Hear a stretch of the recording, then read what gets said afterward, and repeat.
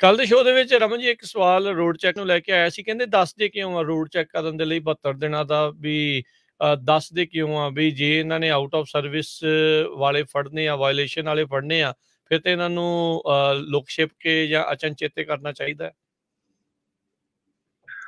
ਦੇਖੋ ਦੱਸਦੇ ਇਸ ਕਰਕੇ ਹੁੰਦੇ ਆ ਕਿ ਤੁਸੀਂ ਪ੍ਰਿਪੇਅਰ ਕਰ ਸਕੋ। ਇਹ ਇੱਥੇ ਉਹ ਨੀਗਾ ਚੀਜ਼ ਹੈਗੀ ਕਿ ਅਸੀਂ ਚੋਰੀ ਛਿਪੇ ਕੁਛ ਕਰਨਾ ਹੈਗਾ।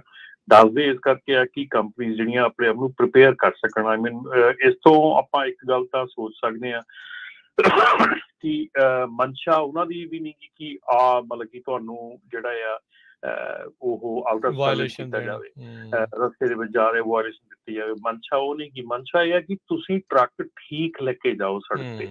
ਅਸੀਂ ਜੇ ਸਕੇਲ ਦੀ ਗੱਲ ਕਰਦੇ ਹਾਂ ਤੇ ਸਕੇਲ ਦੇ ਉੱਤੇ ਜੇ ਤੁਸੀਂ ਸਕੇਲ ਨੂੰ ਇਸ ਢੰਗ ਨਾਲ ਦੇਖਦੇ ਆ ਵੀ ਇਹਨਾਂ ਨੇ ਮੈਨੂੰ ਜੁਰਮਾਨਾ ਕਰਨਾ, ਇਹਨਾਂ ਨੇ ਮੈਨੂੰ, ਤੁਹਾਨੂੰ ਕੁਛ ਇੱਕ ਚਾਂਸਿਸ ਨੂੰ ਛੱਡ ਕੇ ਜਿੱਥੇ ਕਿਤੇ ਆਪਾਂ ਕਹਿ ਦਿੰਦੇ ਆ ਵੀ ਨਜਾਇਜ਼ ਹੋ ਜਾਂਦੇ ਆ, ਧੱਕਾ ਹੋ ਜਾਂਦਾ, ਕੁਛ ਇੱਕ ਇੰਸਟੈਂਸ ਨੂੰ ਛੱਡ ਕੇ ਨੋਰਮਲ ਤੌਰ ਤੇ ਜੇ ਤੁਸੀਂ ਗਲਤ ਹੈਗੇ ਆ ਤਾਂ ਹੀ ਤੁਹਾਨੂੰ ਜਿਹੜੀ ਆ ਟਿਕਟ ਆ, ਤਾਂ ਹੀ ਤੁਹਾਨੂੰ ਇਹ ਜਿਹੜੀਆਂ ਚੀਜ਼ਾਂ ਆ ਮਿਲਦੀਆਂ ਆਊਟ ਆਫ ਸਰਵਿਸ। ਹੁਣ ਜੇ ਤੁਹਾਡਾ ਟਾਇਰ ਫਟਣ ਵਾਲਾ ਆ, ਜੇ ਤੁਹਾਨੂੰ ਸਕੇਲ ਤੇ ਰੋਕ ਕੇ ਉਹਨਾਂ ਨੇ ਕਹਿ ਦਿੱਤਾ ਵੀ ਤੁਹਾਡਾ ਟਾਇਰ ਫਟਣਾ ਭਾਈ ਤੁਸੀਂ ਆਊਟ ਆਫ ਸਰਵਿਸ ਹੈਗੇ, ਇੱਥੇ ਟਰੱਕ ਖੜਾ ਕਰ ਦਿਓ, ਮਕੈਨਿਕ ਸੱਦ ਕੇ ਇਹਨੂੰ ਠੀਕ ਕਰਾਓ, ਬਸ਼ਰਤੇ ਇਹਦੇ ਕਿ ਉੱਥੇ ਤੁਹਾਡਾ ਟਾਇਰ ਠੀਕ ਹੋ ਜਾਵੇ, ਬਸ਼ਰਤੇ ਇਹਦੇ ਕਿ ਤੁਹਾਡਾ ਟਾਇਰ ਰਸਤੇ 'ਚ ਫਟੇ, ਤੁਹਾਡਾ ਟਰੱਕ ਦਾ ਐਕਸੀਡੈਂਟ ਹੋਵੇ, ਨੁਕਸਾਨ ਹੋਵੇ, ਤੁਹਾਡਾ ਹੋਵੇ। ਇਸ ਤੋਂ ਬਿਹਤਰ ਨਹੀਂ ਕਿ ਤੁਸੀਂ ਉੱਥੇ ਆਪਣਾ ਸਕੇਲ ਦੇ ਉੱਤੇ ਉਹ ਚੀਜ਼ਾਂ ਤੁਹਾਡੀਆਂ ਫੜੀਆਂ ਜਾਣ ਤੇ ਉਹ ਠੀਕ ਕਰਦੇ।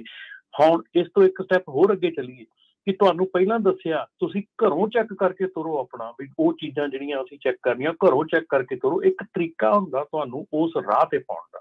ਸੋ ਜਿਹੜੀ ਅਮਰੀਕਾ ਦੇ ਵਿੱਚ ਟਰੱਕਿੰਗ ਇੰਡਸਟਰੀ ਦੇ ਵਿੱਚ ਜਿਹੜੀ ਇਹ ਲਾਅ ਇਨਫੋਰਸਮੈਂਟ ਦੀ ਜਿਹੜੀ ਇਨਫੋਰਸਮੈਂਟ ਹੈਗੀ ਹੈ ਨਾ, ਉਹ ਇਸ ਕਰਕੇ ਹੈਗੀ ਆ ਕਿ ਤੁਹਾਡਾ ਟਰੱਕ ਸੜਕ ਤੇ ਸਹੀ ਸਲਾਮਤ ਠੀਕ ਠਾਕ ਜਾਵੇ।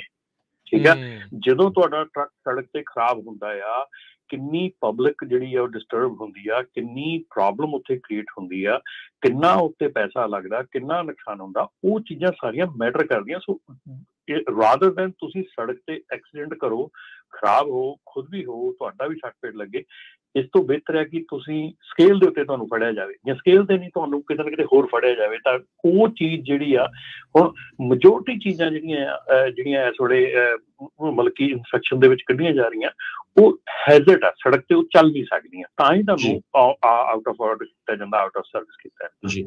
ਸੋ ਬਿਲਕੁਲ ਰਮਨ ਜੀ, ਆਪਾਂ ਕੱਲ ਵੀ ਡਿਸਕਸ ਕੀਤਾ ਸੀ ਵੀ ਸਪੈਸ਼ਲੀ ਇਸ ਵਾਰੀ ਜਿਹੜੀ ਇਨਸਪੈਕਸ਼ਨ ਆ ਉਹ ਟਾਇਰਸ ਨੂੰ ਲੈ ਕੇ ਜ਼ਿਆਦਾ ਆ।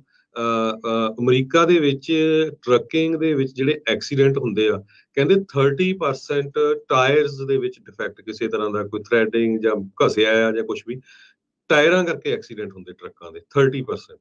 ਹਾਂਜੀ ਬਿਲਕੁਲ ਬਿਲਕੁਲ। ਇਸ ਵਾਰੀ ਜਿਹੜੀ ਇਨਸਪੈਕਸ਼ਨ ਹੈ ਨਾ, ਉਹ ਵੀਲ ਐਂਡ ਦੇ ਉੱਤੇ ਸਾਰੀ ਡਿਪੈਂਡ ਹੈਗੀ ਆ। ਵੀਲ ਐਂਡ ਜਿਹੜਾ ਹੈਗਾ, ਮਤਲਬ ਤੁਹਾਡੇ ਜਿਹੜੇ ਵੀਲ ਦੇ ਨਟਸ ਹੈਗੇ ਆ, ਤੁਹਾਡੇ ਰਿਮ ਕ੍ਰੈਕ ਹੈਗਾ, ਤੁਹਾਡੇ ਟਾਇਰਸ ਆ, ਤੁਹਾਡੇ ਬ੍ਰੇਕ ਚੈਂਬਰਸ ਆ, ਤੁਹਾਡੀਆਂ ਬ੍ਰੇਕ ਪੈਡਸ ਆ, ਜਿੰਨਾ ਵੀਲ ਐਂਡ ਦੇ ਉੱਤੇ ਜਿੱਥੇ ਜਾ ਕੇ ਵੀਲ ਤੁਹਾਡਾ ਖਤਮ ਹੁੰਦਾ, ਵੀਲ ਚੱਲਦਾ ਆ, ਉਸ ਏਰੀਏ ਦੇ ਵਿੱਚ ਜਿੰਨੀਆਂ ਚੀਜ਼ਾਂ ਹੈਗੀਆਂ ਉਹਨਾਂ ਦੇ ਉੱਤੇ ਡਿਪੈਂਡ ਕਰਦਾ। ਭਾਜੀ ਸਾਰਿਆਂ ਨਾਲੋਂ ਵੱਡੀ ਪ੍ਰੋਬਲਮ ਜਿਹੜੀ ਆ ਉਹ ਆ ਰਹੀ ਹੈਗੀ ਆ ਕਿ ਜਿਹੜੀਆਂ ਬ੍ਰੇਕ ਐਡਜਸਟਮੈਂਟ ਹੈਗੀਆਂ, ਕਿਉਂਕਿ ਜਿਹੜੀਆਂ ਬ੍ਰੇਕ ਐਡਜਸਟਮੈਂਟ ਆ, ਸਿੰਪਲ ਤਰੀਕਾ ਹੁੰਦਾ ਬ੍ਰੇਕ ਐਡਜਸਟ ਕਰਨ ਦਾ। ਜਦੋਂ ਅਸੀਂ ਟਰੱਕ ਸਕੂਲ ਦੇ ਵਿੱਚ ਟਰੱਕ ਸਿੱਖਿਆ ਸੀ, ਸਾਨੂੰ ਬ੍ਰੇਕ ਐਡਜਸਟ ਕਰਨੀਆਂ ਸਿਖਾਈਆਂ ਸੀ ਉਹਨਾਂ ਨੇ ਕਿ ਕਿਵੇਂ ਤੁਸੀਂ ਟ੍ਰੇਲਰ ਦੀਆਂ ਬ੍ਰੇਕ ਐਡਜਸਟ ਕਰਨੀਆਂ ਹੈਗੀਆਂ। ਮੋਸਟਲੀ ਟ੍ਰੇਲਰ ਦੀਆਂ ਬ੍ਰੇਕਾਂ ਜਿਹੜੀਆਂ ਐਡਜਸਟ ਨਹੀਂ ਹੁੰਦੀਆਂ, ਉਹਨਾਂ ਦੇ ਵਿੱਚ ਪਲੇ ਹੁੰਦੀ ਹੈ। ਸੋ ਪਲੇ ਹੋਣ ਦਾ ਮਤਲਬ ਕੀ ਹੈ ਕਿ ਜਦੋਂ ਤੁਸੀਂ ਬ੍ਰੇਕ ਲਾਈ ਹੈ, ਬ੍ਰੇਕ ਲੱਗਣੀ ਨਹੀਂ ਤੁਹਾਡੀ। ਸੋ ਉਹ ਬ੍ਰੇਕਾਂ ਤੁਸੀਂ ਖੁਦ ਵੀ ਐਡਜਸਟ ਕਰ ਸਕਦੇ ਆ, ਤੁਹਾਨੂੰ ਉਹ ਬਹੁਤ ਸਿੰਪਲ ਹੈਗਾ, ਬਹੁਤ ਵਧੀਆ ਢੰਗ ਨਾਲ ਤੁਸੀਂ ਕਰ ਸਕਦੇ ਆ।